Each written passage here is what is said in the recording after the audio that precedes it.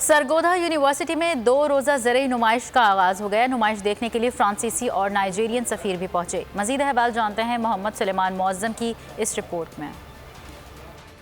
محکمہ زراعت university of Sargodha اور چیمبر آف کامرس کے اشتراک سے منعقدہ 2 روزہ زرعی نمائش کا آغاز ہو گیا۔ نمائش میں وزیر زراعت پنجاب سید حسین جہانیہ، فرانسیسی سفیر، نائجیرین سفیر اور دیگر نے شرکت کی۔ نمائش میں جدید مشینری، جدید فصلوں، بیجوں، جدید فرٹیلائزر سمیت زراعت سے متعلق دیگر مصنوعات کے 75 سے زائد اسٹالز لگائے گئے۔ فرانسیسی سفیر نے اردو میں بات کرتے ہوئے کہا کہ کینو بہت مزے کا ہے۔ اس موقع پر انہوں نے کینو کی مختلف اقسام بھی کھائیں۔ Not my first time in Punjab, but my first time in Sargada.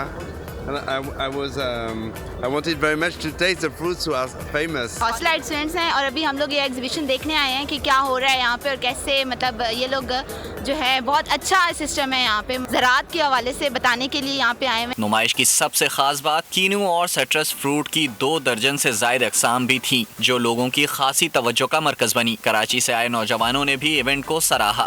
Karachi سے خاص طور پہ یہ زرعی نمائش کے لیے آیا ہوں سرگودا، انڈرسٹینڈ کیا ہے لوگوں کی ٹیکنالوجی کا۔ ماشاءاللہ سے اس چیز کی مجھے بڑی خوشی ہے کہ ہمارا ملک اس قابل ہوتا جا رہا ہے کہ دن بدن نئی ٹیکنالوجیز، فرٹیلائزرز اور اس طریقے کی چیزیں ہیں جو ہمارے زراعت کو مزید بڑھا سکتے ہیں۔ یہاں پہ ڈفرینٹ کنوز ہیں لیکن ہم ان کی ٹائپس نہیں پتہ۔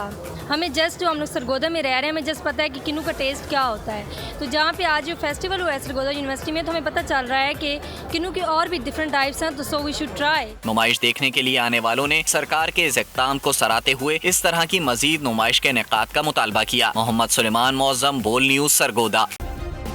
سبسکرائب کریں اور بیل دبائیں تاکہ کوئی خبر رہ نہ جائے۔